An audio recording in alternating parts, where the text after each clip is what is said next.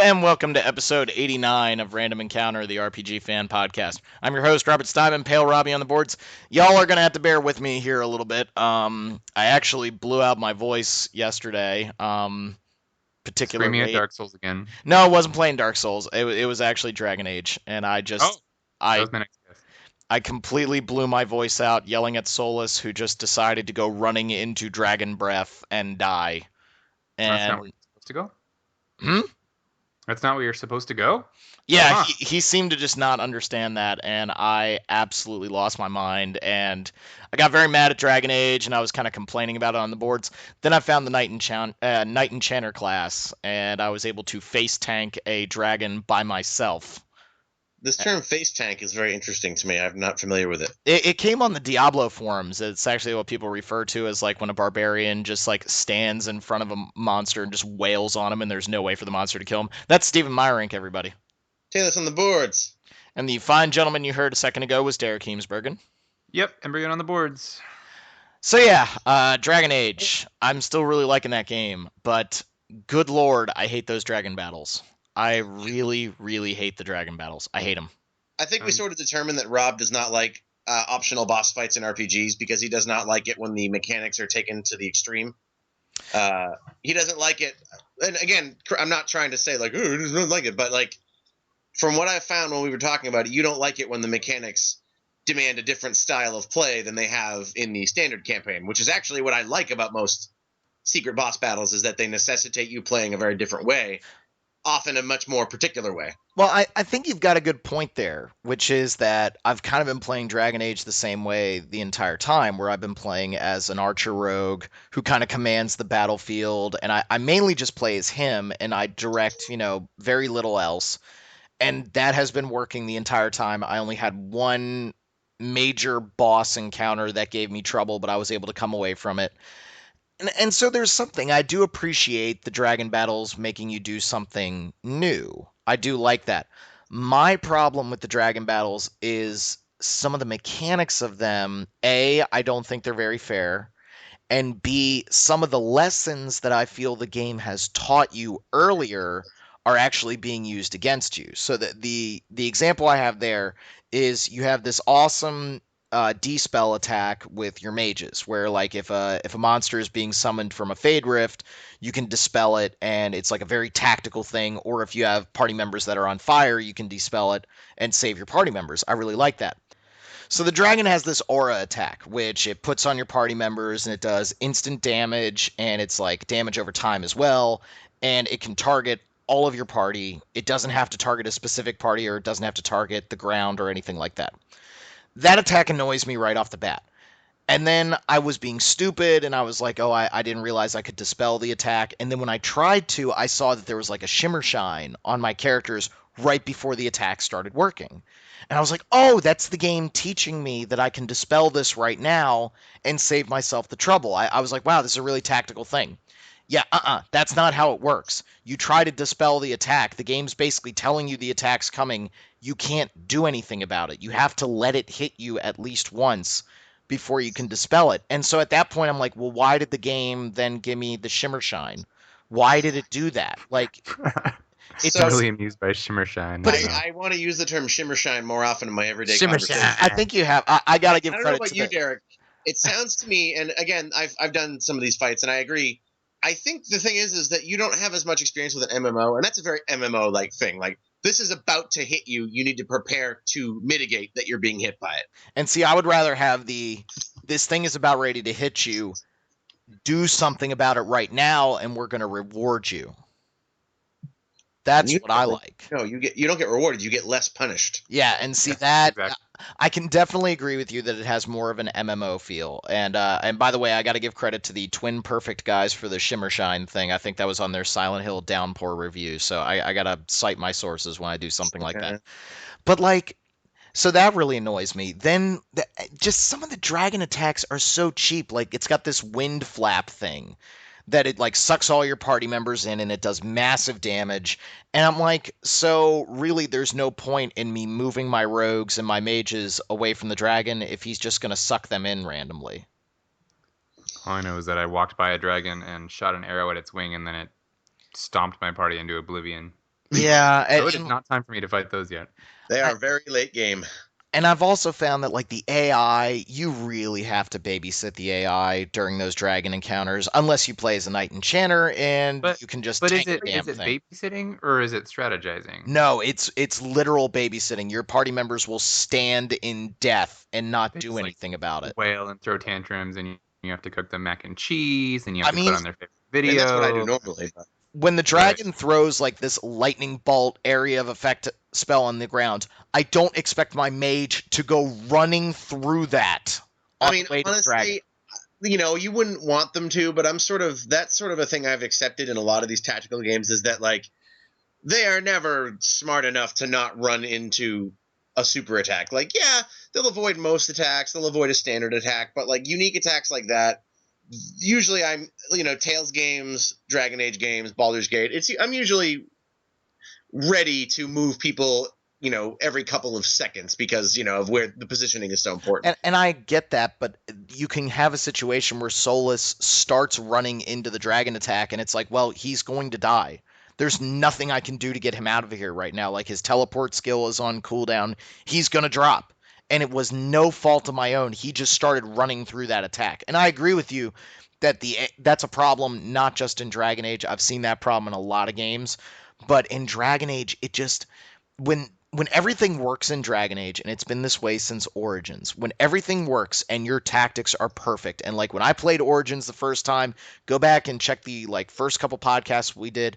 I sucked at that game. I was stupid. I had no concept of crowd control. I just thought that I played it very much like a JRPG. I was just go for damage spells. All I need are damage spells, and I can take out everything. And my brother-in-law is like hitting me upside the head, going like, no, no, no, no, no. You need like the sleep spell. You need like this spell. You need You need the this. paralyzing cage. When I figured out how to play Origins with the crowd control, like I don't get hit. I can handle Nightmare, no problem. I think because the combat encounters in Inquisition are more random, especially like out in the open areas, like you don't walk into situations anymore. You're like walking into kind of dynamic encounters. You have the potential for things to just go absolutely wrong. Like there was one point where like an enemy just did not get taunted by one of my warriors, ran right up to Solus and just impaled him in one hit and killed him. And I was like, "Oh, I mean, okay. he can spend his entire life researching the Fade, but he can't learn how to get out of the way of a Yeah, he shoulder can't learn tackle. how to dodge." Like it just I think Inquisition's a great game. Don't get me wrong. I've had very little problems with it. I've had an absolute blast going through all these character stories. Like I love this game, but then I got to these dragon encounters and it almost feels like they don't work. When my warriors are spending more time like clipping up against the dragon instead of just attacking him, like they're not attacking him. They're just like circling him because they're not playing like my knight enchanter who is just like cleaving this thing in half with a massive sword. I play these dragon encounters like an action game because the knight enchanter is so overpowered there's no point. And also the game doesn't know how to play a knight enchanter if you do it in tactical mode. It won't continue to use its best skill attack. It'll like start randomly shooting fireballs, like ranged fireball attacks right when it's next to an enemy. Just Well, they're trying to use variety. I mean, as a player, Knight Enchanter, yes, the goal is to run up and hit with a sword until everything is dead. I don't know. I think the AI in this game, I kind of figured I was going to have problems with it when you go from Origins and Dragon Age 2, where you kind of had, I don't want to say it was like the Gambit system, but it was close. And to be fair, it never worked as well as the Gambit system, and that was a problem in Origins and in Dragon Age 2. In Inquisition, you only have like the absolute barest essential control over the AI. Most of the time, it does a good job, but when it gets dumb, it gets really, really dumb, and it will get you killed. And so it's like you got to babysit the living crap out of it. That's fine. But then when I get to the dragon battles, which are supposed to be these big tactical affairs, screw it. I'm just going to play as the most overpowered class in the game and not die. It's like, why even bother? And I know Dave pointed this out on the message board, and I don't want to speak to him, but he did say, like, the rogues don't even feel like they can survive a dragon very effectively. Like, they're so squishy. So having one in your party is a liability. Having your inquisitor be a rogue is probably a liability during the dragon fights. So again, I feel like I'm being punished for my character class choice, and I have to build this ultimate party to fight these optional bosses. That's fine. Some people really like that, but I feel like there's Yeah, I only mean, you one know way what? to fight them. I agree with you. I think honestly though that is sort of an RPG thing because like a lot of things like like for example I've been playing Kingdom Hearts 2 Final Mix and fighting the secret bosses. There's a very specific strategy that works for many of those bosses, and it is not the standard game where it's like, yeah, I'm just going to hit everything and mash buttons and have fun. It is certainly, I think it appeals to a more hardcore player that is going to want to seek out the perfect strategy for it that might not be the strategy you would want to use on every other fight. Right, and that's where like I will cop to this right now, and then I want to get Derek's opinion in there because he seems to have a good segue. But I will cop to this, and I know someone's going to demand my RPG fan card. I have never beat Ruby and Emerald Weapon in Final Fantasy VII, That's it. Your card is revoked. and Yeah, I have zero desire to ever do it because I saw Actually, what I have to do, and I'm like, well, that's not strategy. That's well, just I haven't beaten Emerald either. I mean, I've beaten them, but it's very much like, go get W summon, go get Knights of the Round, that's a and murder them. that to me that's not strategy. That's a cookbook. Well, that's not strategy. That's an RPG min maxing, doing Yes. side quests to become And overpowered. that's fine. If people like that, I have no problem with that, but that holds absolutely zero appeal for me. And so I was really enjoying Inquisition where I felt like I was playing a very unique party. I felt like I was being rewarded for being tactical. How many people make archer rogues as their inquisitor? Like I loved it. I was like, this is great. I'm gonna have a ball with this. And then I get to these dragon battles and it's like, okay, these things need to be taken out in a specific way, and I All right. almost wish I had just walked away from them. I wish I would like the game more if I had just said, Rob, you don't like these kind of things, just walk away. I will say, uh, Caitlin, another friend of mine, and another friend of mine all made Archer Rogues, and they have fought dragons. I don't see how they stayed alive. Unless they had two They didn't. mages and they were really min maxing the barriers, I really don't Equipment? see I it. don't know. I mean, I will say, Rob, I mean, you said you didn't use crafting much. Equipment is incredibly important. Like, you get to the point where your mages have guard meters because your gear is so good. You kind of need that. Like, that might help your rogues too. But again, these are not fights you walk into because you're like, I'm a high level, I'm gonna go fight this battle. It's like, no, I went and min maxed my gear. I found the perfect stuff to fight these dragons. I have the perfect setup. I've carefully thought about every potion I'm bringing. So I mean, no, it's not something you walk into just because you're at the end of the game. It's very much there is a specific, you need to go about this a certain way with a certain set of gear and skills. Yeah. Yeah. I just wish I had I think I'd have my voice right now, but I just wish I had like listened to my own inner gamer that's like, Rob, you never ever liked doing that stuff, and I just walked away from it. So let's get Derek in here because he said that this is a good segue point. Right. Well, what I was thinking was, so a game that I picked back up was Final Fantasy X HD, and I played it and beat it when it came out on PS2. But it's been quite a few years since I touched it last. I watched a friend play through it a few years ago, but I wasn't really that involved in the experience. So this time around, I chose the Expert Sphere Grid, and for those of you who don't know, it's just basically like a reordered sphere grid in FF10. All the characters proceed along slightly different paths, and they intersect at different points and stuff. Well, for one, I feel like it makes, I mean, it's called the Expert Sphere Grid. I feel like it makes the game harder in a weird way. Like it just kind of makes everybody weaker, or maybe I'm just not remembering well. I But think it makes Kamari better, but yes, everybody yeah, else gets it makes God, Kimari way better. did Yeah, anybody get Kamari right the first time when they played Final Fantasy no, X? well, absolutely he was not. placed in a bad spot like that. My roommate's been playing it a lot lately too, and I've played it before, and like Kimari definitely was sort of underpowered unless you went out of your way to make him not terrible in the original. In this, he's much better, but a lot of other characters sort of have a really weird growth arc. Hmm. Like If you're Lulu used is basically useless for me, or was throughout the entirety of my play. Really? Yeah, which is weird because I remember her being good the first time I played. And you're right though about Kimari because he was my weakest character by far first time I played through because I just had him follow Titus's path, which I think a lot of people did, and that doesn't really work for him. Yeah, Um, well, I mean, at least not as his first and only growth path. But so a problem that I had while playing it was that the game seemed not impossibly hard or anything, but just weirdly balanced in such a way that encounters were getting really tedious, and I could beat things, but it wasn't. It felt like I was doing it wrong, if that makes sense. So I got to the end of the game. I had left off at Mount Gagazet like months ago. I don't know, and I decided that I would just power through the rest of it and clear it off my backlog since I have a couple weeks to game before the next semester starts. So I was playing through it, and I got to the end of the game, and then I got to the final boss battle, and it was just a huge pain in the butt. It was taking me forever. I sat there. His little there's an enemy, like an added enemy in the fight. I want to say add, like MMO terminology. There's an add. There's another enemy in the fight that just recharges him. Like it recharges the overdrive gauge on the boss and heals a little bit.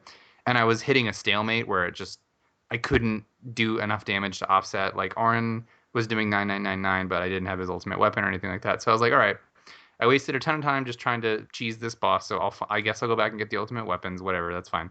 So I go to do that, and I discover the new addition to Final Fantasy X International, the Dark Aeons, which are a load of crap. Okay, so this is the whole optional challenge thing. The Dark Aeons exist. To me, it seems like they just exist to cockblock you from getting to the ultimate weapons.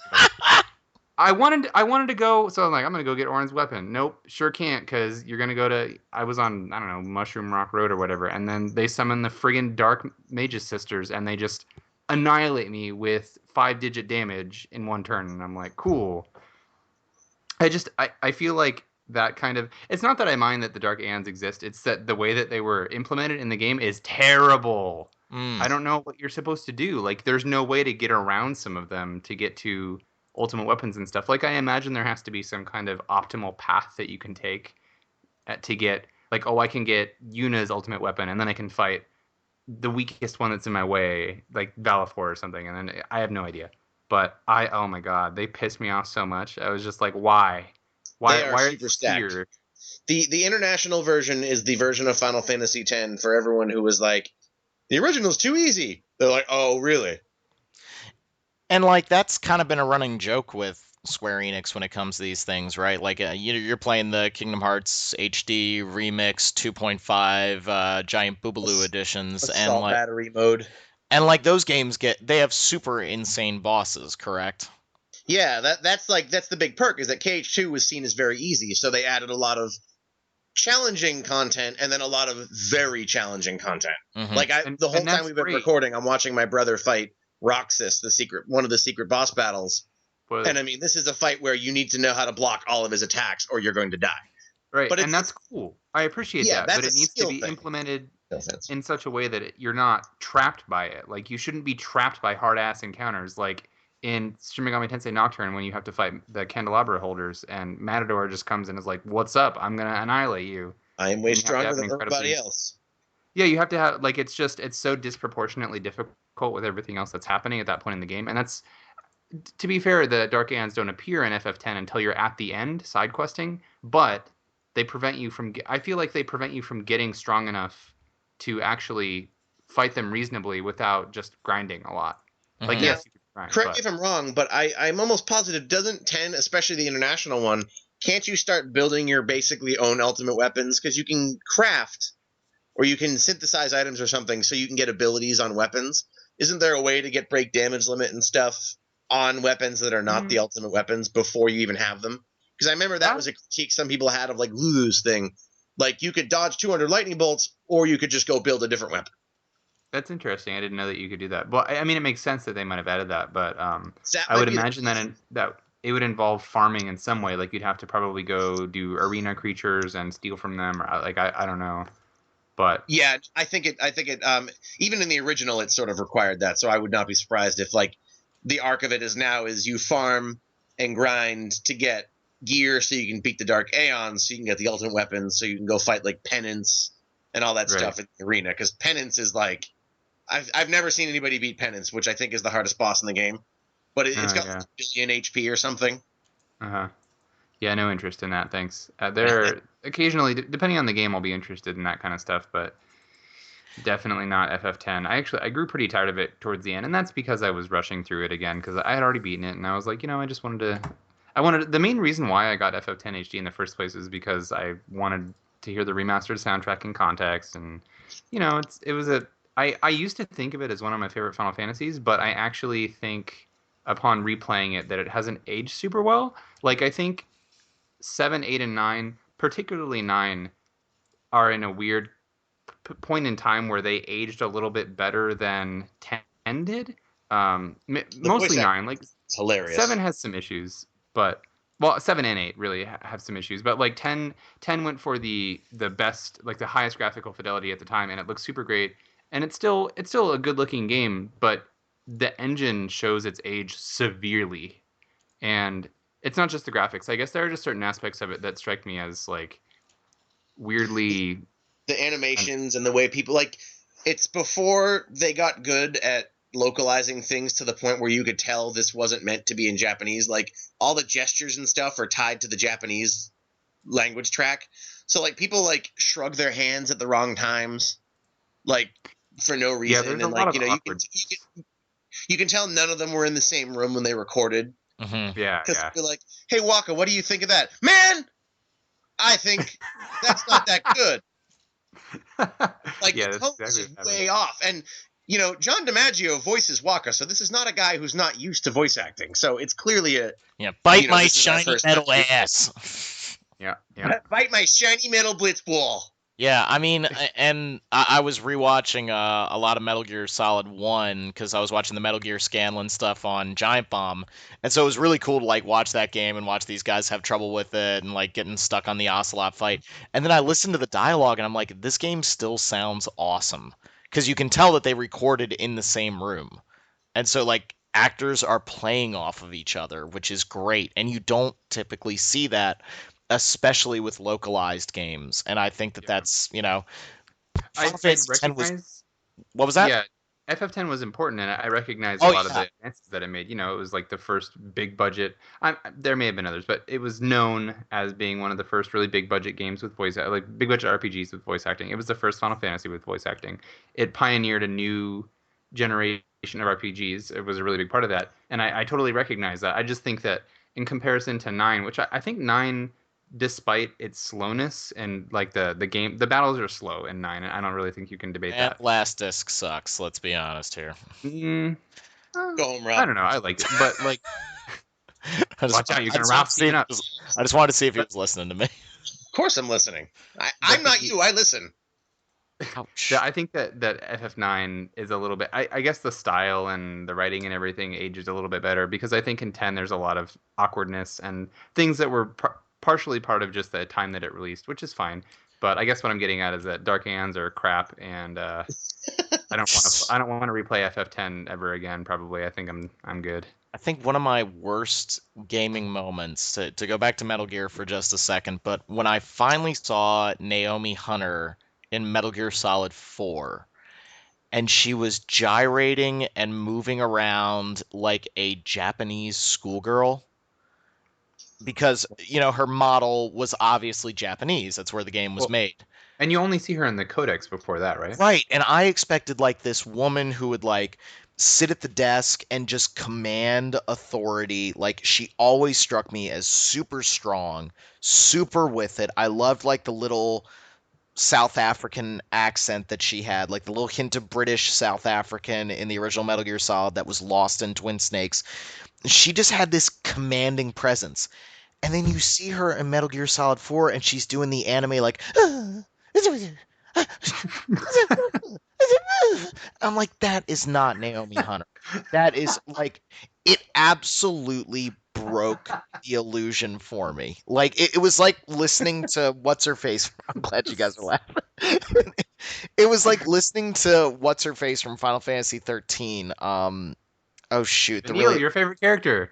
yeah, Vanilla. and she was just like, no, no, no, no, no. It absolutely killed it for me, and like I think that Because that's not her character, and on PlayStation it was like it was harder to tell. You couldn't quite tell how Japanese the games were because they were still sort of localizing them as terribly as they did in the Super Nintendo era, but the tech didn't make that obvious. Oh my god, it was GameCube and so PS2 bad. era made it very clear. Like, look at the cutscenes in Final Fantasy X. Look at how Japanese Titus and Yuna look. Yeah. Like, and not that that's a bad thing, that's fine, but you can tell this was before they had sort of a homogenous anime look to them, as opposed to, like, this was them designing characters that looked Asian. Yeah, and there's nothing wrong with that, but again, like the disconnect between their character models and what's happening in cutscenes, and also the language in Final Fantasy X. I mean, I think Derek hit it again, so we have to be really positive there. Hearing a fully voiced Final Fantasy game is still one of the high marks of my gaming career. Like that I was just blown away. I was like, I am listening to a Final Fantasy game. Like this is crazy. And yeah, there's some crappy parts here and there, but overall, I think they did a very good job. Like it was They did. very, Yeah, very no, I mean, impressive. for that era, like, it's not terrible. Like, it's wonky, but it's wonky in the way that, like, an anime localized in the early 2000s was. Yes, yes, that's very fair. And I think what we're kind of to get us back to the Dragon Age and the Final Fantasy argument, what brought everything together is like, why do we play these games? And when it comes to optional boss battles, like there almost has to be something to get me to participate in an optional boss battle. So in Dragon Age 2, killing the dragons got you like those really awesome pieces of armor for Hawk. And I was like, I need to have those pieces of armor. That is badass. I look great. Now I kill one of these dragons in Inquisition and I'm like, huh, I got this armor that's like 10 armor better than what I'm currently wearing. Oh, Yeah, I okay. think for me there has Don't to play be an MMO, Rob. something, right? There has I to be spent something 600 beyond. hours getting my Zodiac weapon. It has half of a stat point better. Oh Jesus, I can't believe I'm No. working on that. I hate myself for it, and I don't. Every day I look at that and I'm just like, ugh. You're doing your But best. I guess. No, Jeez. no, thank you. No, But thank you. the thing that I need in I'm fine with optional boss battles. A, if they don't block you from accessing regular game content, and B, I just want the encounter to be memorable in some way. Like it's Yes, not good enough for me yes. to have like if it's just a reskin of an existing enemy but with 9999999 HP, like that's stupid to me. I'm I'm I, not One interested in doing. exception to that, I will say, is Omega Weapon in Final Fantasy VIII. I thought that was very memorable, and that was a reskin of Ultimate Weapon. yeah. But that was like, you had to do something really particular to get to him. You had to ring the bell and run through Ultimatia's castle and get to Omega Weapon, and then it's like this boss that's so far beyond you, and you beat him, and you get a stupid thing in the menu. But that was cool because it was like, yeah, this is like an end game. I'm going to challenge myself because I'm enjoying the experience. So I Right. don't necessarily think I have to get something that is tangible in the game, Same, as yeah. long as the experience of fighting it is cool. Yeah. I agree. That the experience of fighting it is the important thing to me. So, It's like fighting, like in Digital Devil Saga, fighting the protagonist of Nocturne, or in Persona 4, fighting Elizabeth, Or or in oh god, I had another example and I okay, just lost it. Oh, I've Final got Fantasy 12, the Gilgamesh fight, like all those are worth it just for the experience. I think. I mean, I guess in the case of Persona and Nocturne, or Persona Digital Devil Saga, those bosses are just like stupid hard, can I and they exist to completely turn the battle mechanics on their head, and that's a certain kind of challenge that I am not always up for. Sometimes I am, sometimes I'm not. But things like the Gilgamesh battle, like awesome music, unique boss animations, and like unique boss model. I can't talk. so That kind of usually stuff is funny. enough of a reward, I think. well, and that kind of Sorry, go ahead, Rob. I know Derek's gonna get mad at me here, but I'm mad at you. I know. But you guys asked me before because I seem to be the one dissenting opinion on the Dark Souls 2 DLC. And that's because with the DLC for Dark Souls 1, you literally had like three of the best boss fights in the game Yeah, like in I that was actually DLC. watching my brother's friend play that yesterday, and I was amazed. Like, not only is that DLC integrated incredibly well, like because it was supposed to be part of the game to begin with. Yeah, it's in the design works. I'm downstairs in my office right now. I have the Dark Souls design works, and it says like this is all cut content because it was Yeah, before it had even been announced. like there are things in the existing game before they even knew there was DLC that are like, yeah, if you could somehow find Artorias, you could probably learn to traverse the abyss. And I'm like, And those boss fights are incredible. Like they start out with the Sanctuary Guardian. That thing is just like hissing, and it's like a mad cat, just like trying to kill you. You get to the Artorias fight, which is just that is the that kind of best. difficulty. it is perfectly difficult because if you know when you mess up, you know when you did it. You did that extra hit because you got stupid and he made you pay for it.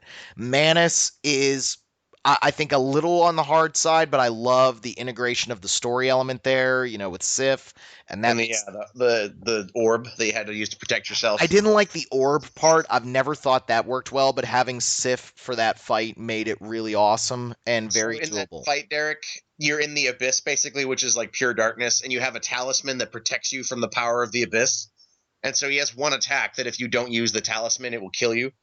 So you Hmm. have to have this item on your hotbar, so when he does this move, you can use the talisman to protect yourself. And I always fumble with it like a 14-year-old. Like I always fumble with it, and I just never get it right, and so that always irritated me. But like those three boss fights are incredible.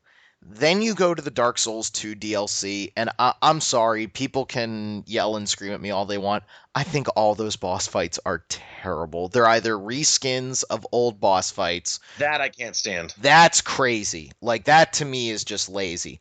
Or they're boss fights against NPC characters that require you to have backup. So it's like, okay, this isn't really fun. And then the new ones, with the exception of like the one in the DLC I didn't play, who looks somewhat interesting, they're just not very well designed. Like they're just giant dudes with swords that have like they can kill you in one hit. That's what bored me about almost all of Dark Souls 2. Like I still haven't finished it, and I doubt I will. It's just like the levels were neat looking, but like the design was not as they compromised to make it more gamey and friendly in the way that they did with Far Cry 3 and 4. Far Cry 2 is not as fun to play, no, as Far Cry 3 and 4, but it's also like it's a more memorable experience because of how it's set up. And Dark Souls having to walk through the level to get back to the boss, or having to find bonfires and worry that you wouldn't be able to get back here easily, was part of the experience. And in 2, it's just like meh, you can go here because it's just a level, and the boss is just some giant dude with armor. Like, There were only a few boss fights in Dark Souls 2 that I felt were very memorable. I think that the Mirror Knight was an awesome fight. that was I, cool. I think the Rotten was pretty cool. Like I liked him. He was kind of a play on the oh, what was the thing in Demon Souls? The real big fat guy in Demon Souls, but he was less memorable than that. Robert Steinman. No, Oh, that's Robert Simon. hurtful. Man, I've got a weight problem. That's hurtful. Oh, oh, Um, now I'm yeah. No, sad. you don't. Shut up. Like Dark Souls 2 just wasn't very memorable, and those boss fights were just not very interesting to me. So when I beat those DLCs, when I beat episode 1 and 2, and I put that I can't recommend these, it was because I didn't enjoy any of the combat. I didn't like yes, this was just like barreling through optional content, very similar to like what we're talking about with Dragon Age Inquisition and Final Fantasy X International. I'm just barreling through this content and it's not even enjoyable. It's just an endurance challenge. Now, Well, now you know what it Steven, is? Steven, It you it may comes like down to that. like no, it comes down to like do you want just more of this game? Is that in itself worth playing? And But in not my just opinion, that like also, a lot of games like Dragon Age are so big now that it's like I don't need just more of it. Like Skyrim expansions do nothing for me right. because it's like there's already a ton of this game that I'm not going to get to. Give me something interesting, and that's why, like, again, playing Kingdom Hearts 2, like these optional boss fights are tied into the story. They're things people wanted to begin with because when you first played KH2, it's like, oh man, Organization 13, there's 13 members. Why are half of them dead? And you know why they're dead, but it's like it still doesn't take the fact that it would have been fun to fight them. So it's like these are fights that are like, oh, I wanted to see these fights. How does this character fight? I remember seeing them; they look really cool. Or I fought them in Chain of Memories with cards, so it wasn't as neat. And then like these are challenging fights because the system is like, yeah, we want you to master this system and really play it well. But they're Right. also tied in. Like the dungeon you do to unlock the secret organization fights is the coolest dungeon in the game. It requires like actual traversal abilities, which none of the other dungeons did. Like you need to be able to glide and double jump, and it's all these really interesting platforming challenges and cool combat. And then there's like a story reason why it's all there. And then it's like, yeah, originally they said in KH2, like, you were just supposed to fight the organization in the Hercules Coliseum. It was going to be like a generic, like Kingdom Hearts 1 fighting Leon type thing, where it's just like, yeah, he's here. And instead, it ended up being this whole side thing that is actually really cool. Yeah. Yeah, and the parts of Dragon Age Inquisition that have really grabbed me are the story missions with your party members. That's what I've really been focused on because I'm getting something interesting out of that combat content. I'm getting new story Cassandra's mission is beats. really cool. What's that? Cassandra's mission is very cool. Yeah, like I'm learning really cool things about my party, and I'm really liking that more than like these optional dragon battles, which really they're not really giving me anything. They're just kind of there, and so there has to be more to the experience than just A, this is new and Quantity. hard, or B, it's just more content. Like you're talking about in Kingdom Hearts, like having to do some traversal. Like that's a good way to make the game interesting. Like I know a lot of people make fun of Blight Town in Dark Souls, but Blight Town is an ordeal. Like you get, Blighttown is memorable because yes, Blighttown sucks because of the frame rate. So if you're on console, yeah, but getting around Blighttown, like people, every time I play Dark Souls or I see someone playing it, they remember, oh, I got killed by that guy with the darts there, or you memorize things about Blighttown because it is interesting. yeah, and It's terrifying, horrible, but interesting. there's nothing interesting about the absolute slog of enemies. I feel like I'm still defending my reviews, but in the Dark Souls 2 DLC, there's nothing interesting about you walk into a room and it has 8 giant guards with giant swords.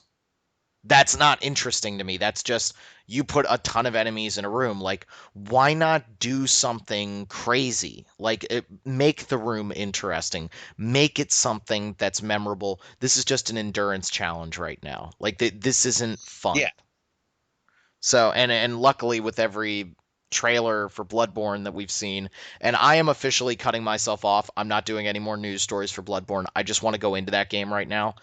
That is just every encounter, every boss looks insane. Like the one boss in the graveyard who like transforms into like a giant wolf man and just starts like coming at you like trying to kick your face in. Like that looks crazy. Like that looks way more. What about the it girl? does. But Rob, you're hijacking. I know. I know. We talked about Bloodborne a couple times. I know, but I loved Just a it. couple. I I mean, love. Well, I'm once or buying a twice. PlayStation 4 for the damn thing, so I really want to see some more interesting stuff, and I do think Dragon Age Inquisition has a little bit of a problem with you're kind of fighting the same enemies all the time, and that's fine. Like I don't think the combat is the real key to that game. It's very fun. I think there's a lot of really good ideas. I wish they had made some more interesting encounters. That's just my thought process there. I think when they finally decided to push the combat to its absolute limit, I didn't find it to be interesting. I found it to be very frustrating. It's fun, but it's less, it's tactical still, but a different kind of tactical than we have specifically chosen where everything in this room is going to be, how you're going to enter it. You need to prepare for that. It's a different kind of tactical. So now I gotta ask because I've been playing so much Dragon Age, but it was really reminding me a lot of Skyrim, and I think I've actually come around a lot on Skyrim because it's a game that like I'll pick up and just start a new character like every year. Like around this time every year, I end up like getting my vacation and I sit down and I say, you know what? I just want to play some Skyrim. Like it's really fun. It's But really but you immersive. can't be bothered to start up Shadow Hearts.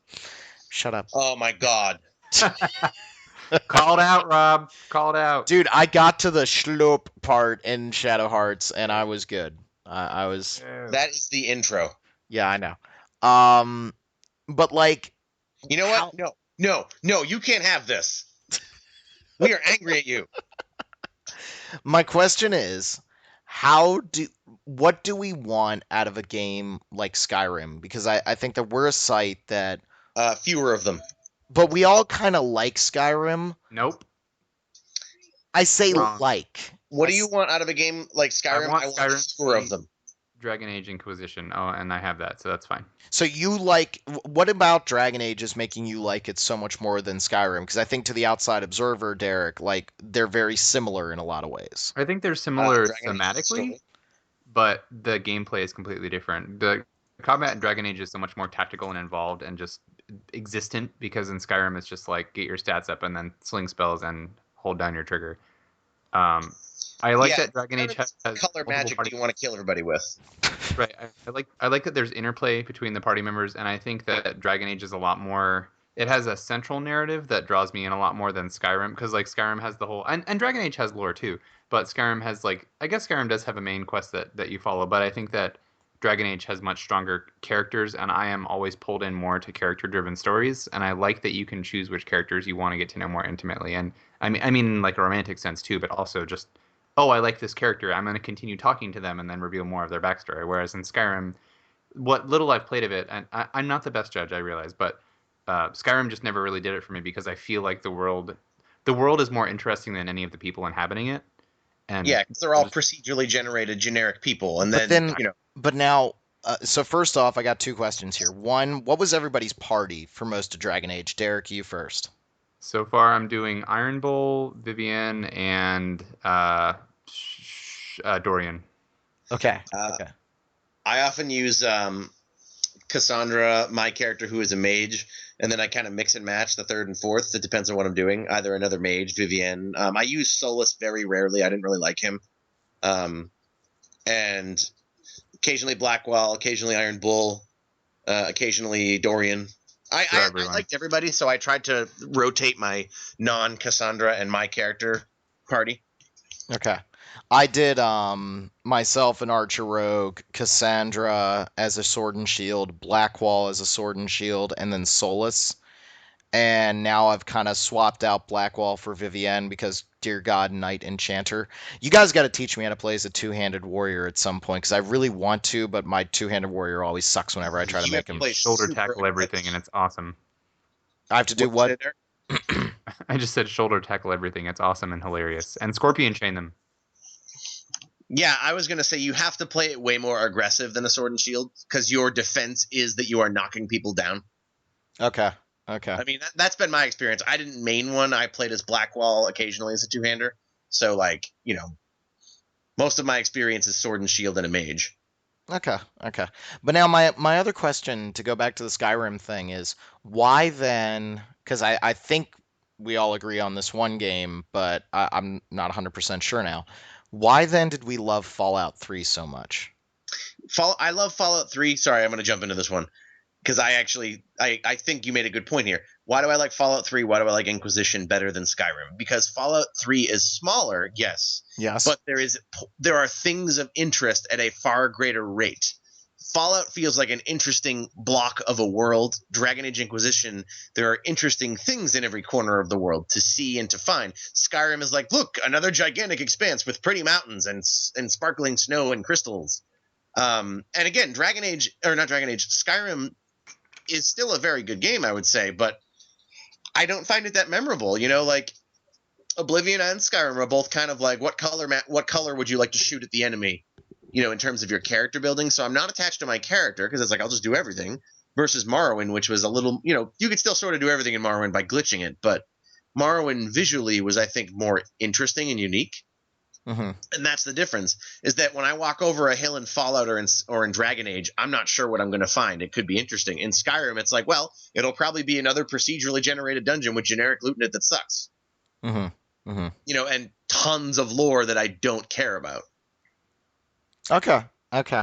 Derek, did you like Fallout 3? I did.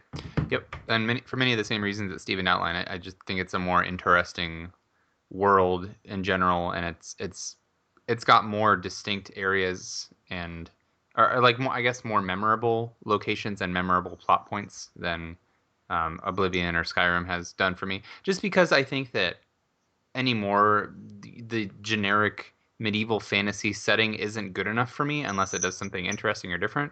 And that's why I think Game of Thrones is so brilliant, because it when I first heard about it, I was like, that sounds tremendously boring. I mean, I appreciate political intrigue a lot in my games, like Final Fantasy Tactics and 12 and pretty much anything involving Ivalice and Suikoden, which I want to actually talk about. I love political intrigue when it's done well, and Game of Thrones does that incredibly well. So that's the reason why I was able to accept this quote unquote generic fantasy setting, is because it did something different. And I think Skyrim just, it doesn't work for me anymore because I didn't find enough interesting in the world. But Fallout, on the other hand, has a very niche setting that a lot of people are really familiar with and fond of. And I actually hadn't played Fallout 1 or 2 before I jumped into 3, and I still really liked it a lot. So. I think you said it really well too, Derek. Like Game of Thrones, it's okay to have that generic setting. I just don't feel like Skyrim or Oblivion do anything interesting with it. Like, don't get me wrong, I played a zillion hours of Oblivion and a lot of Skyrim, and I enjoyed them, but I don't find them memorable in the way that I found Fallout 3. Like, I can remember quests in Fallout 3. I remember blowing up the town in Fallout 3 or finding the Republic of Dave. Versus Skyrim, I'm like, yeah, I found like a guild or something, and I became the leader of every guild in the nation. It's a different approach, and I think that like Game of Thrones and Fallout, you can take that generic setting, but you have to tell an interesting story with it, or tell a story at all with it. Yeah. Right, right. No, I think Not give me lore books and say discover. I think there's also something Yeah, that's to not story. I think there's also something to Fallout 3's combat because it was so focused on like a little bit more point and clicky where if you played that game like a shooter, it really played pretty terrible, but you Yeah. you never had to. So with Skyrim, you have to rely on its kind of crappy sword and shield combat like it's pretty terrible, and that's all you can do.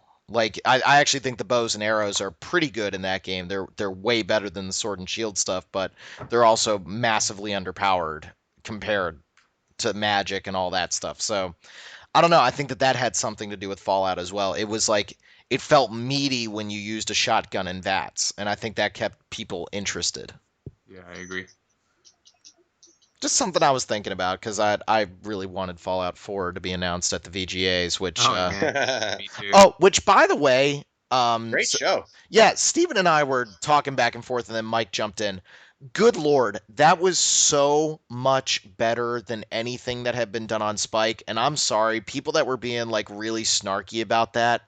I honestly, I don't even know what to say because I thought they did a really good job. I thought they did a very, very good job with that. In hindsight, there's room for improvement, like anything. Like Oh, the sound sure, kind of sure. off. And I had some people on Twitter that were like, "Do you not realize this is just a giant corporate shill?" And I'm like, "Do you ever go to E3?" Yeah, seriously, it's the same Like, thing. Like, yeah, it's the corporations showing off their games, but you know what? I believe that somebody who has played a video game was involved with that show. Like, yes. music shows were great. I got the sense that there was a lot of genuine enthusiasm there. You had like dorky developers on stage being shy and sweating their ass off talking about their game. That's what I want to see. Like that was genuine, and I really liked that show for that reason. Yeah. No, I really liked it. And again, it definitely could have been better in some ways, but I don't know. I was so happy compared to a lot of the crap that we've seen lately when it comes to video games, and it was just really fun. I thought it was really cool. So good on them. I was very Did happy. you see it, Derek? Are we talking about a show that just aired? Yeah, you know how Spike used to do those terrible video game awards? Yeah. Well, Jeff Cayley actually went and funded a new one on his own that's not affiliated with a network. And yeah, it was like 2 weeks ago. It was the day before the PlayStation experience, and it was like Okay. legitimately good gaming. I would recommend watching it even now. It's a fun show to watch. The awards were sort of pointless, but nobody was watching it for the awards. Yeah. Okay. I think that's why I wasn't sure what you were talking about because But I was like like, you what might, awards? I was thinking you would actually enjoy it because it wasn't like the VGAs, which were like, check out the latest Call of Duty winning best music. Yeah. Like Yeah. No. games were all over that thing. They announced the Banner Saga 2 at it. They had Taylor Davis and Austin Okay. Wintory performing music live. It's ringing a bell. And truthfully, but yeah, I didn't watch that at all because I think for me it was just overshadowed by the PlayStation Experience news and stuff. Which was also good. Yeah, it was. All right, let's talk So- about more games. I've been playing Dungeon Mans for review. Dungeon Man. Dungeon Mans is a game with a doofy title. We previewed it. Andrew previewed it last year. He said it was cool. It's a kickstarted roguelike. And, when you look at it, it doesn't look like much. It's very, it's 2D graphics. They're, neat sprites, not much animation. But, oh my God, does that game have it where it counts. So the best way to describe it is it's sort of like a classic computer RPG in that, you move around, tile by tile. And, it has roguelike elements, permadeath, But what it gets really right is that there are a lot of Rogue Legacy-like elements where there's persistence to it. And that's what first had me interested in playing it. That and the fact that the score is by Andrew Reverse as Zircon, and it's designed to sound like Final Fantasy XII and Final Fantasy Tactics, and it's fantastic. It sounds like a classic, like long-lost PlayStation game. But so what's cool about it is that you have all these different classes, Ranger Mans, Wizard Mans, and they're all the game's sense of humor is hilarious.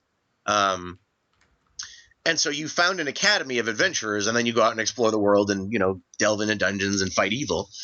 And, what's persistent is that you find these legendary objects, like, items that upgrade your academy, and that helps future generations. Like, you'll get items that raise your stats. Oh, and it's every very time you get a Legacy. stat, yeah, like, if you beat a champion monster, you'll get a potion, you'll get a mark of strength. Strength is the strength stat. And if you give that to the academy, it gives you 2 skill points, and it gives every future generation 1 bonus skill point. You get items that upgrade your library, which lets you identify scrolls. You get items that upgrade your alchemist. You can give stuff to your blacksmith to improve your starting gear. And then you can go out to towns, and if you can upgrade towns, and if you're the first person to help a town become as prosperous as it can be, they build a statue of you. And it even has elements of Shadow of Mordor, where there's like this nemesis system where, like, if a monster kills you, if you're in a dungeon, he becomes the lord of that dungeon and becomes like this super powered boss. And if a monster on the map kills you, he ends up founding his own dungeon there to mark where he killed one of these adventurers. And you can go back, and it's dark and a little Dark Soulsy, where you can go back, get your tomb back, and you'll get some of that character's experience. And in a Lord of the Rings like twist, you start out with like generic sword or generic, you'll get like a discount short bow, and then you can get scrolls and different things in the world will upgrade your weapons. And as you upgrade them, they become legendary. So like if you die and you're a high level, when you find your character's body, you'll find Talus's legendary short bow of Hyperion blasting Super Doom +5. And then you can start your academy will start to store and catalog these items and be like, oh, remember generations ago when Talus 4.0, I named my characters Talus 1.0, 2.0. I got to 10 and named one of them 10-2 because I want to be funny. But you'll go to a town and they're like, oh, I remember when Talus 10-2 came through here with his legendary sword of Hyperion blasting 5. And you start to formulate this legend across the little continent of your academy. And the gameplay itself is really fun. All the classes play a little differently, and you can build them any way you want. Like, so you could be a ranger, but then go put points into magic. So, like, there's a class called the Bannermans, who is a spear and banner wielding class where they'll, like, put banners down that do effects on the battlefield. So, like, I'll make a ranger who's really good with ranged weapons and then get a banner that makes it so it dampens ranged attacks on me and makes my ranged attacks steal stamina or something. And, so you come up with all these really cool builds, and, you're getting stronger and faster because every generation your character is a little better. So it has that really great hook of Rogue Legacy where you have that permadeath that compels you to succeed and play well. But then you have that persistence where it's not like, yeah, I died and I lost everything and now I'm bored because I start from scratch. That is absolutely key to me enjoying a roguelike. Like, I can't. Oh, yeah. I think you'd all like the Binding of Isaac if it did that. Honestly, I do like the Binding of Isaac. Like more that, and I think you'd like it more. the art style. That's what I mean. Yeah, no, I mean, that and the art style. Like, I don't really like the art style in Binding of Isaac, but yeah, and like, you can, if you want to play again, or you can reshuffle the world map anytime you want, and it'll keep your character consistent if you're brave enough, but it'll reshuffle all the dungeons and stuff. And I've only done that once. But as you play, you find different kinds of dungeons. Like, at first, you're just going into caves, and then you're going to ruins. And then you're going into tombs where legendary heroes that might be your hero have died, and like corpses have risen up that, are drawn by the power of your hero. You go to towers and you fight different kinds of bosses. And it's cool too, because it's not like you're always doing the same thing. It's sort of like Rogue Legacy, where you'll go to a dungeon and like it'll have some crazy gimmick in it where if you go to a graveyard, zombies spawn out of the ground every few turns. So you have to mitigate that there are existing enemies in the map, and then occasionally there's going to be a mess of zombies coming at you. And I can't say enough good things about it. It's just so addictive. Like, I was expecting it to be one of those games I take for review where I'm like, yeah, the music's good and it's sort of okay. And now I have like 25 hours on it, and I just want to keep playing it. It is so much fun. It just came out of early access. It's 1.0 release version. It's still got some bugs, but most of them are funny rather than annoying. So it's not like the game is broken. Definitely some glitches, but it's great in the character building area. You get that chance to really refine a good build. The loot system is very Diablo-like, where you're finding these really, like, it's because of how the game is structured, you're always finding like really cool items. So it's like Diablo 2 and the new Diablo 3, where like, you pick something up and you're like, oh my God, this is going to totally change how I play my character. At one point I found 2 really awesome swords, and I was like, I'm going to start specking my ranger in dual wielding so I can murder people up close. So I really recommend it. I actually honestly think both of you would probably enjoy it. Derek, for the reasons I mentioned about Rogue Legacy, because I think that's why we both like that. And Rob, because I think you'll really like the sort of the Binding of Isaac, the roguelike aspect of it, but also the persistence of it. It's just when you die, it's either you made a mistake. Yeah, I mean, I'd be interested in checking it out. Although the trailer put me off because of the weirdly non-animated sprites and everything. But it's the sprites are sort of goofy. Like there's no animation. It looks sort of homely. There's this charm to it. Like homely. It's got a good personality though. Is that what you're? Yeah, like when you move the character, he bounces along a little bit. It's not like it just moves. Like there's a lot of humor to it, and I think what sold me most is that at one point you get a wizard robe that says there's flavor text on every item, and the flavor text is like, yeah, right. So the wizard in the 3,000 GP robe is gonna come along and help the warrior. Doesn't make that in 6 weeks. Come on. Arrested Development. So there's a lot of I am always laughing. There's a lot of funny stuff. Like when you encounter the boss of a dungeon, they'll be like, "Ha! I will forever be remembered as the monster who killed that hero," and you'll be like, "Ha! No one's gonna remember your name, and if you do, I'll make sure they get it wrong." That's rough. Nobody laughed. No, it's funny though. I mean, I would laugh in context. I promise. Yes. Perhaps my delivery was what lacked there, but it was no. terrible. Dungeon Man's out. Go try it. Zircon's soundtrack is amazing. It's PS1 style, but very original. Yeah, you said it evokes. I've read at least that it evokes Hitoshi Sakimoto, which is interesting. Like got it. Yeah, and that's not like something I made up. That's like he designed it. He wanted it to sound like Sakimoto, and it does. Absolutely. Yeah, it was a conscious decision to do that. Yeah, but the thing is, it's not like a lot of those soundtracks that ape a style without having their own thing going on. The melodies are great. Mm-hmm. Cool. I'm gonna hit it up. On Music of the Year. I'm looking for shards right now in not the hinterlands. I'm in like a snowy area. Sorry, all the talk about Dragon Age. I had to keep playing. God damn this game. I actually picked up the World of Thetis art book that was from Dark Horse Comics, and I really like the lore of Dragon Age. I know like there's been a lot of discussion on our site about whether the lore is good. I don't find the main through narrative to be that great, but I love the world that they've created. So I don't know. I find it very fun.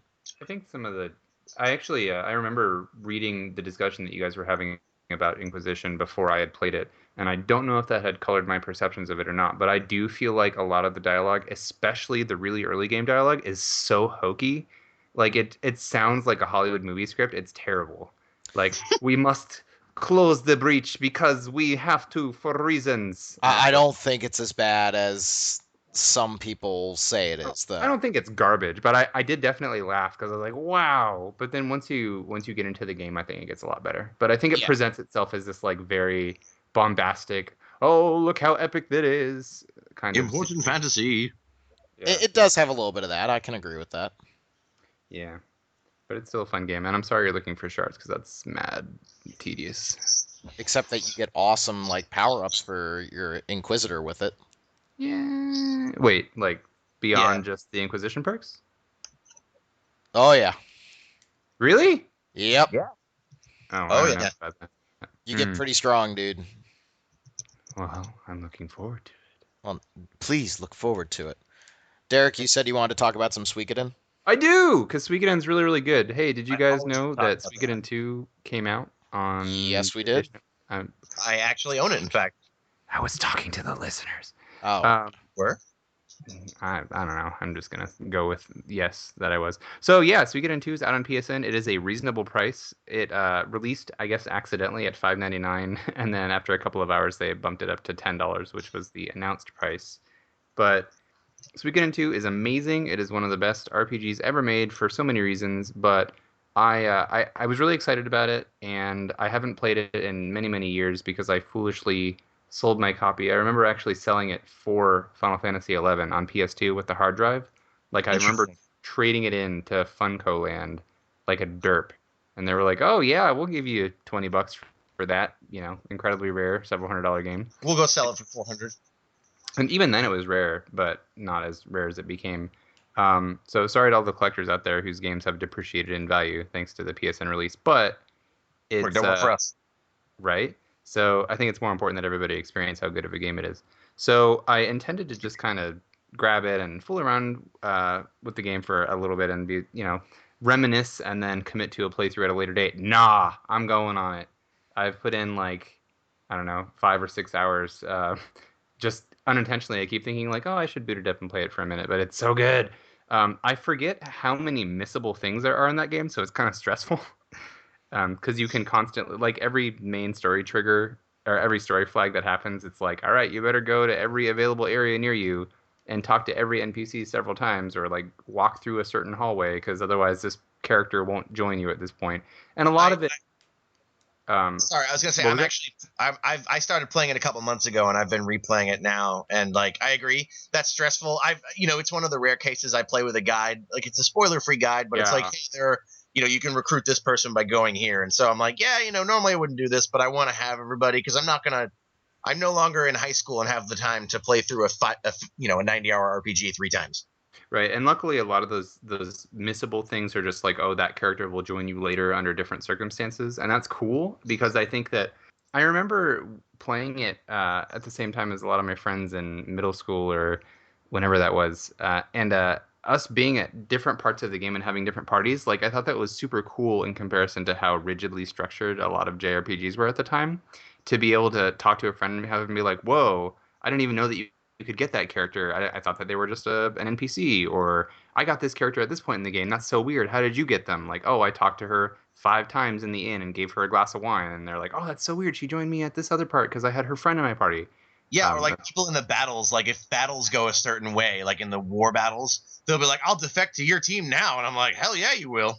yeah. So it did the missable stuff is stressful, and it is the kind of game that I would actually to anybody who hasn't played it, I would say to play with a guide. I mean, unless you really want to play through it again, grab a spoiler-free guide and do that because just in like the first few hours of the game, there are a ton of recruitable characters that you could either.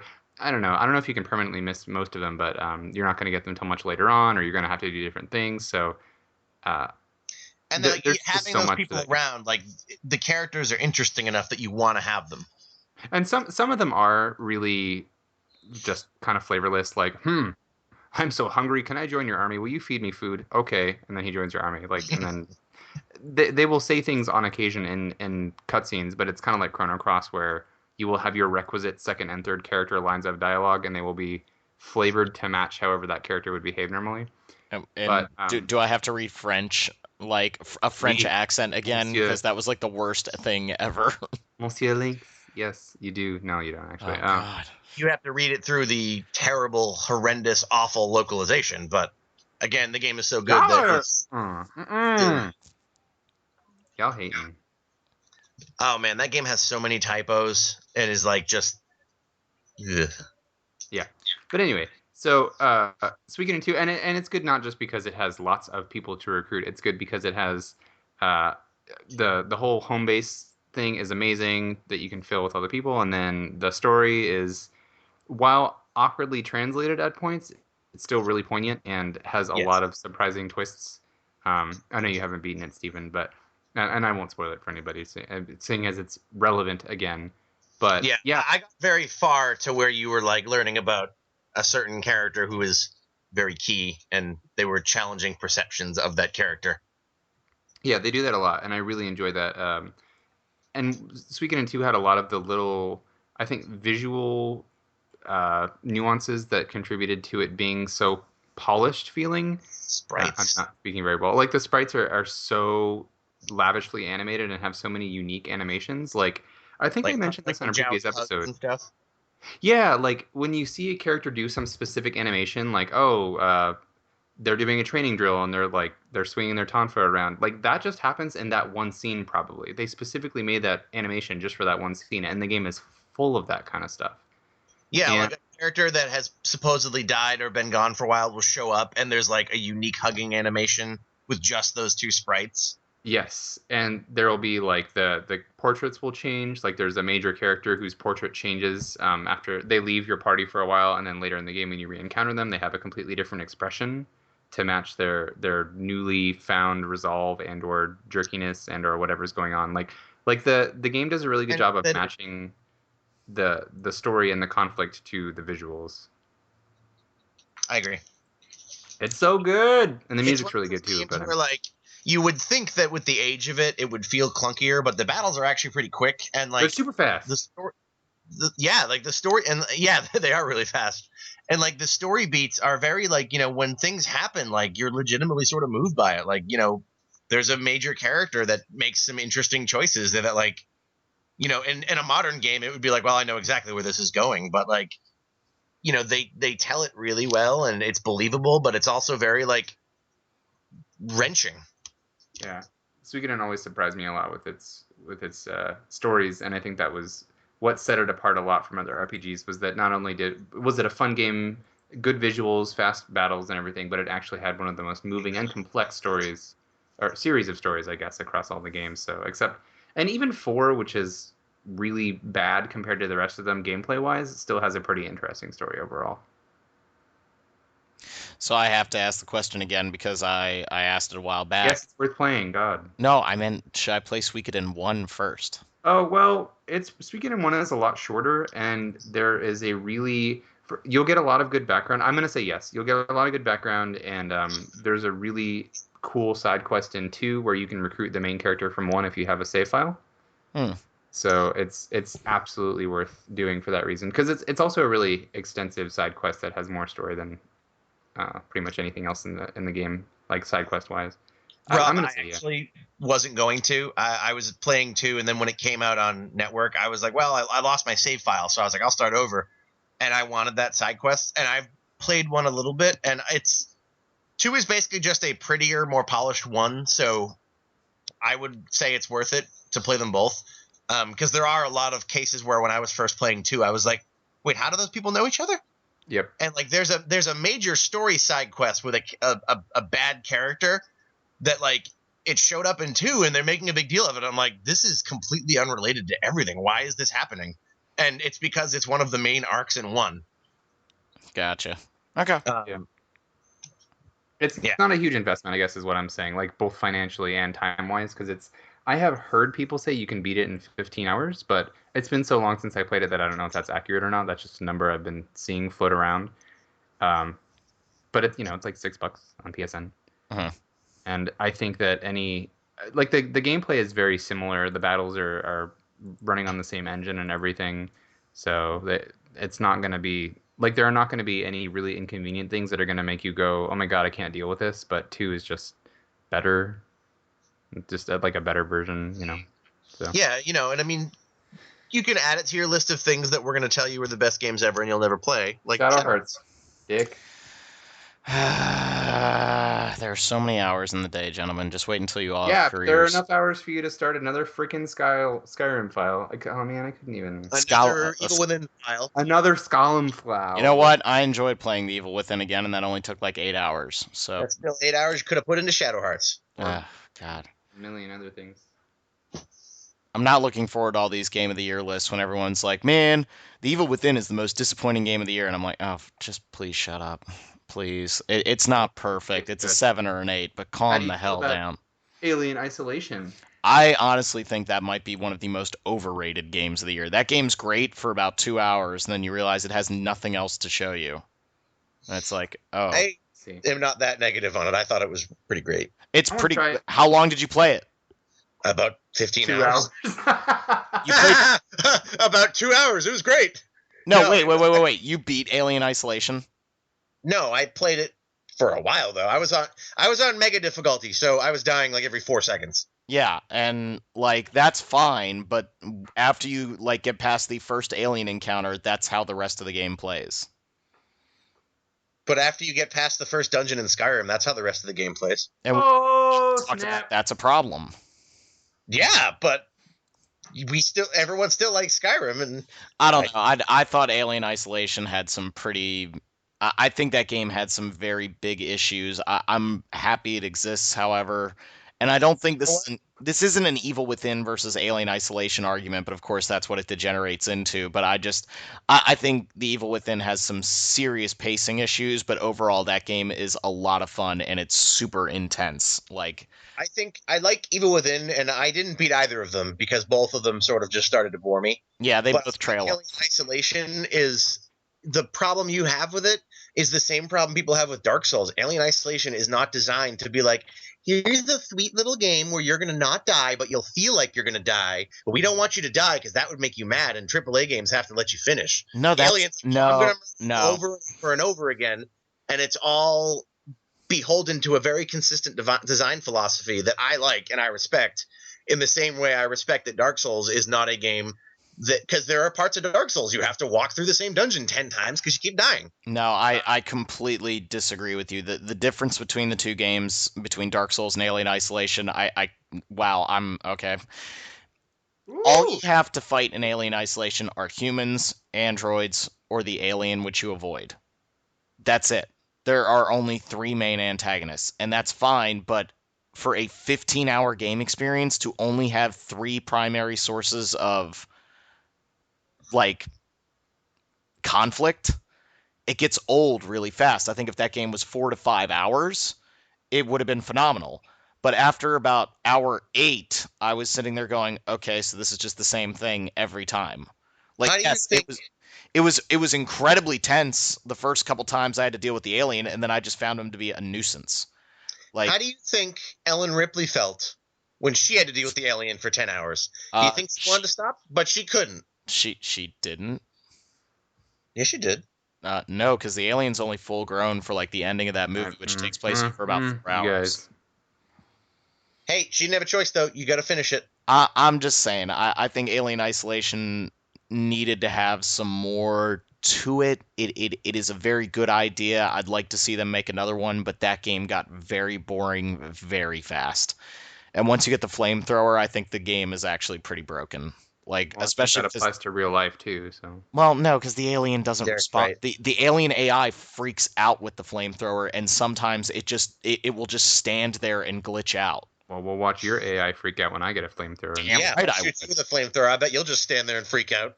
I probably would. I would be very frightened by the flamethrower. Right? See? Welcome. You are now an extra in Carrie. Oh boy. You Okay. get all that pig's blood. I think now that we've gotten dramatically off task, we should go to news. Sure, why not? That's probably good timing. All right, let's go to news. My first news story was just that Suikoden 1 and 2 are now on Vita. I guess, I mean, 1 was available in the first place for PS1 Classics, but I think that they had to enable the Vita play. I'm not 100% sure on that. Yeah, something like that. It wasn't available on something, and now it is. Yeah. Yes. We are good reporters. So, so Suikoden 2 is available. It's $10. You should buy it. This is kind of a sad piece of news. The Witcher 3 was delayed until May. It's not especially surprising, I guess. I kind of anticipated that it would be, not just because of CD Projekt Red's commitment to wanting to make sure it's super bug free and all that. And it seemed like there was a lot that we hadn't seen or whatever. And the game, I guess I just didn't believe that it was going to be out as soon as it was slated to be. But it'll be out in May. They will continue polishing it and adding to it. And there's going to be a second playable character. Yeah, before anybody starts attacking them for delaying that game, let's remember how much anger there was at games being released in very rocky conditions. I think Alien, Evil Within, Assassin's Creed. No, Was all anybody of- attacking you for that though? I feel like a lot of people were like, "Yeah, good job. We applaud your commitment to not selling us broken products." No, Yeah, there this was. is There was a little bit of anger online. A little bit. Because they had Because they said, specifically said they were like, "Hey, remember all those games that came out this month that were broken? We don't want to be one of those." there was a little bit of pissiness, but I would agree with you. It was it wasn't nearly as angry as we've kind of seen. And I think 2014, maybe it had something to do with the new console cycle, but I think 2014 was a very rough year for just overall quality of a released game. Like, Yeah, I agree with that. you had major save bugs in Alien Isolation. You had frame rate problems up the yin yang and Evil Within. Assassin's Creed. Yeah. Assassin's Creed spawned my favorite glitch ever, which is the faceless people. Wolfenstein was a mess when it first came out across the board. Thief good God, like Yeah. this was a year of Lords of the Fallen. Anyone? This was the year of some really really rocky releases, and so with the Witcher 3 delay, with the Bloodborne delay, I'm like, you know what? You go ahead and That's fine. Make it polish good. that game up a little bit. Yep. I would I like a game to come out and just be ready to play. Kind of one of the more. I'm sorry to be on this Evil Within topic, but I'm just fascinated by the fact that that game has now been patched on the PC that you can take away the letterboxing, but they're not doing it on consoles. Yep. It's probably a performance thing. That is mind-boggling to me because I think that changes the game completely. Like it gives you so much more viewing area and it makes it an overall better experience. I don't even notice the letterboxing. Trust me, when you turn it off, you will notice it. You see so much more of the environment, Are and you saying you can see clearly now? the rain is The gone. box is gone. But it's just weird, and that gets to a whole question about, the director was very adamant that this is the way the game should be played, and then somebody patched it, and then Bethesda said, okay, we'll patch it. I don't know, but like this was a rocky. To get back to the main point, this was a rocky year for game releases. Dragon Age was pretty rocky when it first came out. It still got some problems here and there. They've been pretty good at patching it. Let's let them take their time to fix games up. And hopefully they'll release it on Steam. Yes. Because that's where I want. That's where I want The Witcher 3 on Steam. It is Nowhere on else. Steam. Is it Well, already? I believe it is. Good. I got When Steam. it comes out No. on May 19th, that you can download it and install it on Steam. Well, they already gave me a copy, so that was. Oh yeah, that's It is on Steam. Yeah, because we got out of the Witcher 3 press conference and we had been able to talk to the developers, and then we got this Geralt statue, and at the bottom of it was a code for Good Old Games, and I was like, oh, wow, they're cool guys. they are really cool guys. Now just start talking to me about Cyberpunk. Oh my god, I can't wait. Same. Yeah, I'm arguably more excited for that than Witcher 3. I am too. I agree.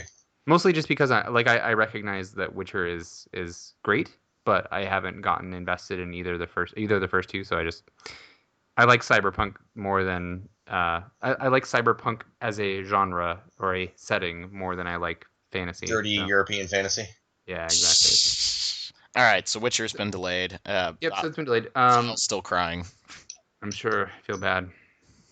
An announcement that I guess we kind of saw coming, but it's really nice to have an official announcement for it. It was Theater Rhythm Dragon Quest. So that's super exciting. I know that that at least for Steven and I, the music of Dragon Quest isn't as memorable as the music of Final Fantasy taken as a whole, but there are still some really good pieces. And as a game, I'm just super glad that is coming, because that's like Square. They said they were going to make more Theater Rhythms, and they are. Yep, they're doing it, and that means that Theater Rhythm Kingdom Hearts could not be far away, Steven. Well, maybe like a year or two away. But and speaking of which, so Theater Rhythm Dragon Quest, it was announced. Awesome. It's going to come out in Japan on March 26th. No U.S. release announcement yet, nor the English in general release announcement, but it'll probably come. Hopefully, at least, because Dragon Quest hasn't been coming here lately in anything other than their mobile ports. Yeah, I don't think we're gonna get it. I really don't. I don't think it would make any sense for them to bring that instead of Dragon Quest VII, unless maybe they're saying, okay, the localization is too much. Well, I was gonna say those are completely different projects in terms of scale. Yeah, but I don't see how you bring that and not Dragon Quest VII. That would okay. I could see Square Enix doing it just to piss me off. Well, because Theater Rhythm is going to be a much easier project for them. It's going to be a way smaller localization, way less text to take care of, and it will sell based on the Theater Rhythm name at this point, I think. I mean, not that Theater Rhythm is like a household name or anything like that, but Curtain Call did very well. Mm-hmm. And I think that the same people will see that and go, oh, cool, another Theater Rhythm game. I should grab this, even if they're not hugely into Dragon Quest. So, I don't know. I hope it comes out here. I feel like it will, but there's always a chance it won't. But I was going to say, on that note, that Theater Rhythm Curtain Call is getting a kind of a surprise extra DLC pack. It's coming out on the 24th, which means that it should be up by the time you hear this episode. I'm so excited. Yeah, it's like 10 tracks, I think, but it's got a whole bunch of stuff. It's got two tracks from Final Fantasy 14. 4 tracks from Bravely Default, one from Type Zero, the main theme Zero, which is by Bump of Chicken, which is awesome. It's Yes. got another track from Romancing Saga Minstrel Song. It's got a Saga Frontier track, a Secret of Mana track, and a Chrono Trigger track. So there's a whole bunch of stuff in there, and they're all a buck a piece. And I'm pleased and surprised because I figured that they were done with Theater of Them DLC because it's been out for a few months now, and I was just like, all right, they've done their schedule. They did what, like 8 weeks of DLC. Yeah, So well, what they had mentioned though is that that was the first batch, and that they were going to use that as the base for future DLC for the series. Like, when 15 comes out, they're going to add DLC to it via, Theater Rhythm. And I really like that they're sort of living up to that. It's like, yeah, it's not a regular schedule, but on the other hand, it's also like, because the Bravely Default DLC came out in Japan like a month or two ago, yeah, and so we weren't sure we were going to get it. And so now that they're releasing this here, that's an awesome precedent, because, like, I would love to have another pack that's like, here's a bunch of Chrono Trigger and Chrono Cross music. and they could be like, here's music from the latest Final Fantasy 14 patch, and like you said, here's music from 15 when that comes out. And I know that's a ways down the line, but if they Well, it's actually still continue to awesome. support this, I mean, like in a Rock Band kind of situation, I could see that being really cool. Yeah, because you think about it too, that's such easy profit for them. Like, they're supporting Final Fantasy 14 so well. They're still supporting Final Fantasy 11. They're making money off these things. So the DLC, from what I've heard, has done very well. So it's like, why not just throw those songs? They do they put the background together, they put it in the game. You make people who bought into that game really happy, and you make money. Yep, it works. It prints money. It does. I It's am got going do to it. buy. I have bought all the DLC so far, and I'm going to continue to buy it all. Yeah, I have a lot of it, not all of it, but We need to play it online. We haven't played it enough. I know. Yeah, I think I'll pick up just about every one of those songs they just announced, so I am in. So speaking of announcements of things, Atlas announced two new things. Etrian Mystery Dungeon is coming out here in early 2015. It's a cross between Etrian Odyssey and the like Shira and the Wanderer series, just the general Mystery Dungeon series. Like if you've played Pokemon Mystery Dungeon, Chocobo's Mysterious Dungeon, any of those, it is like that. So it's taking Etrian characters and classes and putting them in a grid-based kind of roguelike dungeon thing. What's interesting is that it was announced in Japan and then an English release leaked like right away within a couple days, and people were like, "No way is that true?" And then they went ahead and announced it. So they've clearly been in the planning stages of localizing that from the very beginning. At least that's what Atlas it is seems. clearly just wanting to be nice to us, and we love them for it. Yeah. So they announced that, and then they also announced that Shin Megami Tensei Devil Survivor 2 Record Breaker is coming out here. That is a Woo! 3DS port, if you will, maybe like an upscale of Devil Survivor 2, which was originally just a regular DS game. It includes a completely new scenario that you can access from the title screen, which is cool because people like me, like I just played through Devil Survivor 2 recently. It was like a year ago or less, and you can just jump straight into the extra scenario right away without having to beat the game. It is apparently as long as the main game itself, so it doubles the game's length. And the whole game has English voices, English voice acting, relocalized dialogue, and then other new tweaks. I And it'll never be a played that 3DS. one. I never played that one. I love the first one. I'm really excited for that. I really like it. I really like 2. It's definitely reminiscent of like Neon Genesis Evangelion. It's Nice. it's got like that exact vibe almost because you have on every day of the game there's like a new alien invader attacking that they have to fight, and That's like the the game doesn't Septentrion or whatever, right? the what? The Septentrion or Yeah. Septentrion. Septentrion. And the game does an awesome job of making them super freaking intimidating, like because they all have these strange like angular geometric shape designs where they seem very otherworldly, and yet they're doing things like exploding and making people like blow up into balls of fire and slaughtering humans and stuff. Like it's really I hesitate to say it's really cool how they slaughter people, but the designs are very compelling and interesting, and I think that they're some of the more memorable foes in any Shin Megami Tensei game. Um, And I really like it a it's lot. got So everything from the first game, right? From Devil Survivor 2. yeah. It's got That with all more. Okay, yep, all because that. okay. I was just looking on Amazon because when you say Neon Genesis, I'm like, hello, I am on board. You should play Yeah, the first one, Rob. It's really good.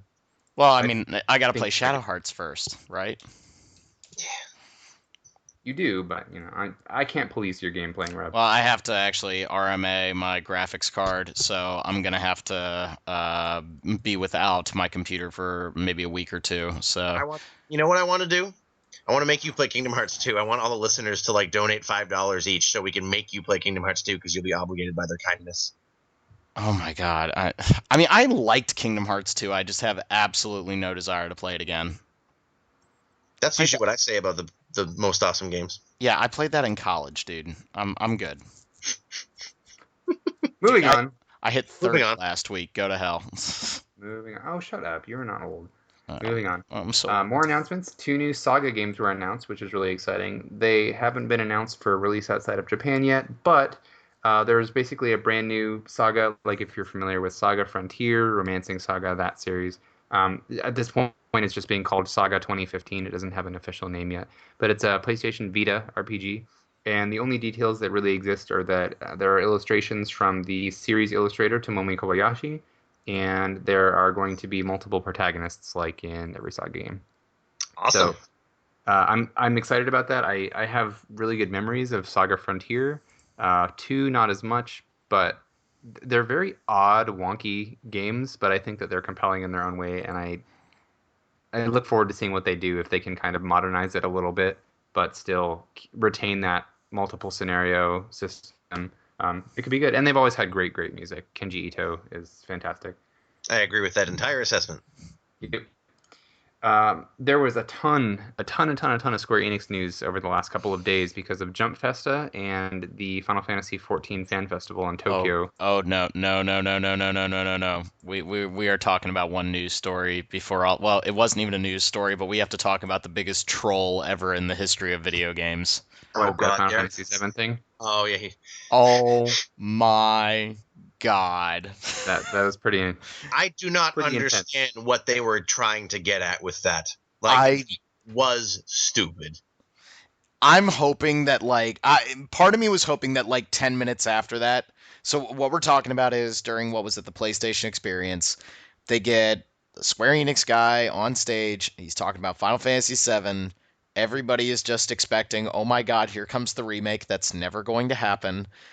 And then they make a big deal out of the announcement that we are getting the PC version of Final Fantasy VII on PlayStation 4. But the way they set it up, he was like, one of the greatest adventures of all time. You've all been wanting to play it on modern consoles, or you've been wanting to re-experience it.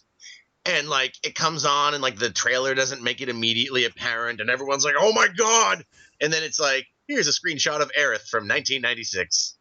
I really thought that they might 10 minutes later bring him back on stage and be like, nah, here's the real announcement. Just the ultimate bait and switch. But they were completely serious. And What? they still haven't remade Final Fantasy IX on anything. And What? I'm not one for any kind of conspiracy theories, but I honestly think, or people being like, "Oh my God, they knew that was going to bait people," or blah blah blah. I just think that was a stupid decision, totally boneheaded. Yeah. Like, what a giant middle finger to their fans. That's the thing is not the Square has been doing better lately, much better. Yes, they have but been. That is insulting. That's hey, there's no way that you can chalk it up to a cultural difference. There is no way they thought that was going to be an announcement that anybody would. That did not need to be. He didn't need to come on stage to be like, "Hey, a game that's on everything else is now on everything more." Do you think that maybe I mean, this happens sometimes where publishers pull, game trailers. We always hear about the stuff that happens at E3, like, hey, this trailer was literally coming off the plane with Kojima. They weren't sure if they were going to have it. Do you think that maybe they were going to show Type 0 footage and then they just didn't have it? So it was like, well, we got 30 minutes. We got 10 minutes to kill. What do we do?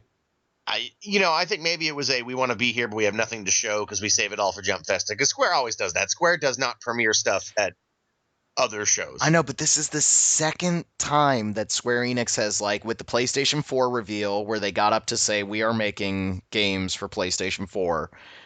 Look forward to it. Please look forward. Yeah, this is the second time they've done that. And they man, Steven, we need to get you into the games industry and you need to go work with Square Enix as their PR handler. Okay. because my God. That You was would dumb. not So have let them out on stage. You would have beat them with a billy club and hid the body and be like, no, you can't go out there and do that. also, You cannot go out on stage and announce a Final Fantasy VII port. don't forget that it's coming out at like what, $15.99. Oh my God. So please pay more than you would pay on any other existing console where you can easily play it immediately. Oh my For God. they have said that it will have system exclusive features, but that probably just means like you can Cloud stream. saving and Vita, yeah. Uh, You know what I'd pay $15 for? A PlayStation 4 up-res port of Final Fantasy 9. Because that's something that they had to put effort into. Like, porting the PC version of 7 to PS4 is like, yeah, all right, I changed the tag to PS4, it's out. Like, I know why 7 and 8 have been ported because they had the PC port already. But it's like, why not go the extra mile and upres 9? People would be at least a little bit excited about that. That would have been an interesting. My own bias of 9 aside, that would have been an exciting announcement. It would have been like, oh, cool, a better version of Final Fantasy 9. Right. It would be like something that doesn't exist on a million platforms for cheap already. Yeah, I can play this on my Android toaster.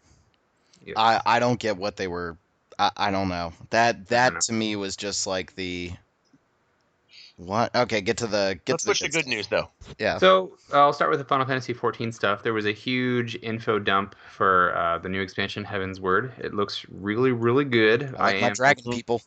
I am, of course, biased, but so they announced a new race, which is called the Aura, and they are draconic humanoid people. Also, dragon people in Dragon Quest X. It's weird. It's a very dragony year, 2015. Apparently. But they look pretty cool. The NPC Yugiri, who appeared a few patches back to basically like act as a lore introduction for the ninja job. She's an Aura, but she's been covered by this purple veil ever since her introduction. So they've been very subtly teasing that race for many months now, which is pretty cool. So we got the final reveal of that, or the official reveal. And then the two other new classes coming in the expansion were announced. So we have the Machinist, which is like it's the gunner class that has been teased since 1.0 because they had a Musketeers guild.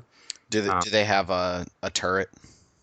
They do. They have turrets. So that is, oh God, I'm so sick and tired of turrets. It's like a drone that they can mod and they use a gun. Yeah, it's a drone. It seems more like it's going to be along the lines of Summoner, where it's going to be a drone that's just going to hang out alongside you and do its own thing. Like, you can command them, I'm sure, but the twist seems to be that you can customize them in some way. So it's like it appears to be a DPS pet-ish class, just like Summoner. So they announced that, and then on top of that, they announced the new healer job. It's Astrologian, or Astrologian. I don't know. And it's basically it's a really interesting weapon concept. It's a diviner, basically. Like they have a globe that has hovering tarot cards around it, and they divine fortunes using the cards, and that heals. And they use astrology in some way. Like they use cosmic. All the new jobs look awesome. Yeah, it's got a really, really unique, I think, art design for the weapon and the armor and everything. So that should be cool. So those new classes join the Dark Knight, which was previously announced, and it's a tank class. They showed some new footage of all those things, and then they talked about the collector's edition that's going to be coming out for it. It includes a dragon figurine, which is gigantic, an in-game Griffin mount, in-game Dark Knight helmet, just like Cecil in Final Fantasy IV, an in-game Kain minion that just looks like a little chibi version of Kain from FF4, and more is what it says. So that's awesome. And finally, well, I guess I could have done this in reverse order, but they announced that the new end-game content, the main thing, is going to be the summon Alexander, and he is a primal, like a summon that the goblins summon, and he's so enormous that he is a dungeon. So you have to actually go inside him to fight things. Lemmy winks. Oh, it sounds so awesome. Alexander is my favorite summon. I'm so stoked about that. I'm so glad they went with the FF9 like giant Alexander too. Like, that is exciting. Oh, Yes. You and your FF9. Oh my God. If I'm not allowed to talk about Bloodborne, you're not allowed to talk about FF9. I don't bring up FF9 in every episode, You've brought it up like 7 times today. In this episode. but not for major topics to talk about for 30 minutes. And so there's some other minor, well, not minor, but some other FF14 news that we don't really need to go into. They talked about the next patch That's patch 2.5, the last major update before the game goes into the expansion. It's going to introduce the Gold Saucer, and yes, there will be chocobo racing and breeding and a bunch of other mini games. Triple Triad. Oh god, now It's going to have Triple Triad. that song's in my head. Oh my god. Yeah, same. Oh my god. It's like the a same music, they nightmare. remixed it. Yep. Oh. So that looks really cool. On top of all the FF14 news at Jump Festa, there were some new announcements like the Theaterism Dragon Quest, and then they showed off a new trailer for Final Fantasy 15. It's looking really good. They introduced the first female Cid, supposedly. I'm getting some mixed information on this. It looks like her name is Sydney or Cindy, depending on where you look. I think Sydney needs to be it. I want it to be I think Sydney. it's Sydney. Yeah, it sounds like she's saying Cindy in the English trailer, which is why it's kind of confusing. But yeah, I mean, game's looking really great. I love the part with the snow effects. I don't know. Did you guys watch the new trailer? I watched a little bit of it, yeah. I watched the new trailer while I was road tripping here in a hotel like 30 times because I love it so much. Yeah, it's the weather effects are looking really good. The game just looks like it's shaping up really well. I'm excited. I definitely get I get a Dragon Age vibe when I look at it. Like big open environments. I'm really hoping there's lots of quests, lots of things to do, and I'm on board. I want to see them do something. This looks like they have an idea of what they want to do and they're going with it. Yeah, we talked about that before. Like 13, the problem is they kept changing their focus. Same thing with 12. It's like that's just a great choice of words. They kept changing their focus. I thought their focus was singular. No, but they've decided what they're going with, and I really like they're like you can stay at a hotel, you can go camping, Yep. like the town looks really cool. They showed off. I mean, the scale of Titan that you can summon that sounds awesome. It looks really impressive. I mean, I'm really pulling for this game because I haven't been excited about a Final Fantasy in a long time. So come on, Square Enix, let's get this one. Let's get it done. Of course, the music in the trailer was awesome. Oh my god, it was amazing. It looks really cool. So good. Yep, but that's it for news. I mean, there was a gigantic Square Enix explosion over the weekend, so if you're curious, you can always check. We have a ton of articles posted up on the main page of the site, but that covers the most of it. What? I said props to our new and old news team. Oh man, our news team is killing it. They are insane. I love it. They're like Legion. They are many. Yes, they are all awesome and amazing, and we love them. You know what game I forgot to talk about? I guess we'll talk about it on our year review show. I wanted to talk about South Park, but this gives me a chance to play more of it because that game is really, really good. Gives me a chance to play it at all before the next show. Both of you should beat it. It is so good and funny. That is a really good game. Creative. You see what I mean, though, playing it, Rob, though? Like, it's not just that it's South Park funny, it's that it's creative funny. Yes, it is overall funny. Like, the gameplay things you do are creative and fun and funny. I don't know why I keep leaving all these audio logs around. I mean, they don't really do anything. This seems like one of them outright goes, this seems like a terrible way to tell a story. It seems so lazy. I love you have to find the bronze key to get the silver key to get the gold key. Yeah. When the ginger hallway monitor calls your mom and that ends the game. There is one problem with that game, which is when you give me a choice of character classes, and my choice is a warrior, a mage, a thief, or a Jew. Which one do you think I'm going to pick? Well, I picked a mage, so. Did you really? Oh, you're no fun. Well, the Jew is like a monk class. Yeah, and he's awesome. My wizard could drop battery cables into water and electrocute people. The cone of frost spell is a fire extinguisher. That's a really good game. All right, we could talk about South Park all day, but I think you guys should all look forward to our year in review show. We'll probably get that up as we go right into 2015. For Derek and Steven, thanks for listening to the show. As always, make sure to subscribe to us on iTunes. Give us lots of reviews. We didn't get to 100 this year, and that breaks my heart a little bit, but there's always next year, and we'll see. We'll see. That'll be good. I blame you, America. Yeah. You know what really grinds my years? My years? You, America. Yeah, my years. Yeah, 30. Woohoo. All right, guys. Thanks a lot. Happy holidays to everybody. Have a very happy new year, and make sure to play some games and enjoy it. Yep. Happy holidays. Keep on gaming.